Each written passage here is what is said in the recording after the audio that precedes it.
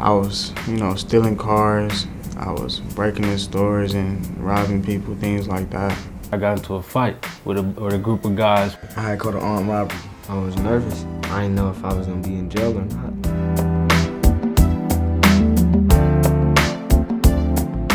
When a youth is charged with a crime in Milwaukee County, the legal process is very different than it is for an adult.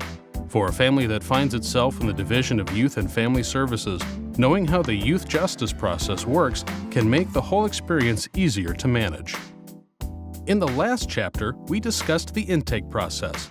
At the end of intake, there's the meeting with the court commissioner, where it is determined where the youth will live and what conditions must be followed until the actual court date. In the days and weeks leading up to your court date, it is very important that you follow all the conditions placed on you by the court commissioner.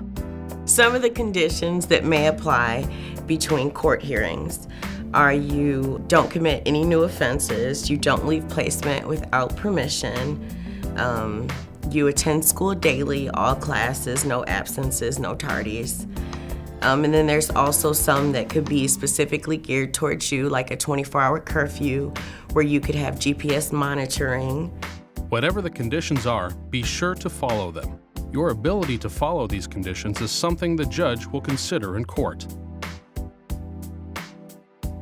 The goal usually of children's court is rehabilitation, or providing the best services possible so that a child can be strengthened. I don't think you'll find anywhere in the law that our goal is punishment. It's accountability, it's public safety, but it's also providing services to try to strengthen the child. There are 4 people who play the biggest roles in the courtroom. The judge, of course, is the person in charge and has the final say in how the matter is resolved.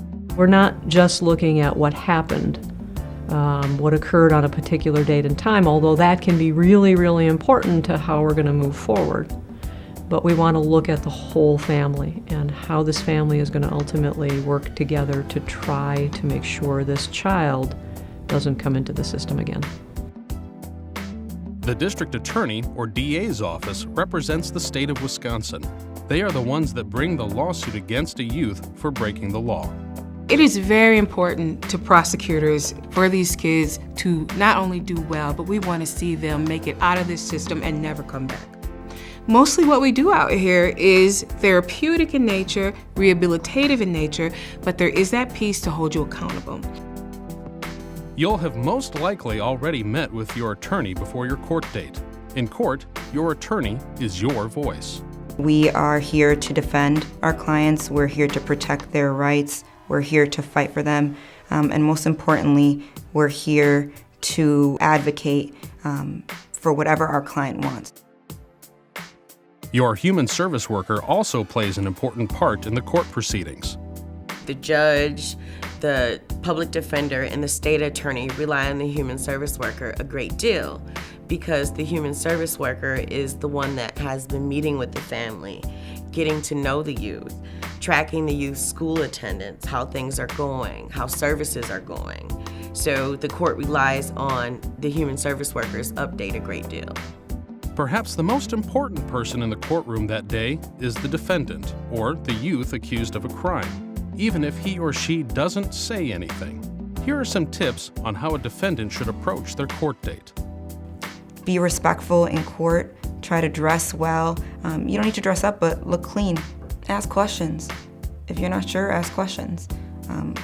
We don't know what you don't know if you don't ask. I know it's a nerve-wracking process, and I know I can't tell anyone to not be afraid, but I think you should walk in there and feel confident knowing you'll be treated with fairness and respect. The most important thing for the youth and the family to remember is the court-ordered conditions. What the court is expecting you to do during your duration of time involved with the juvenile justice system. Once everyone who needs to be heard has been heard, the judge will take some time to review the case and will then call everyone back to court to render a decision. In the next chapter, we will talk about what happens once the judge's decision has been handed down.